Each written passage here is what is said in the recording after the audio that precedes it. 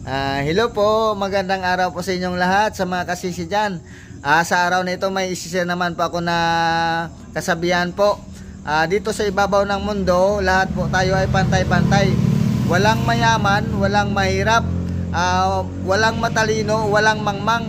May pinag-aralan o walang pinag-aralan, matambo ka man o maniwang, maganda ka man o gwapo.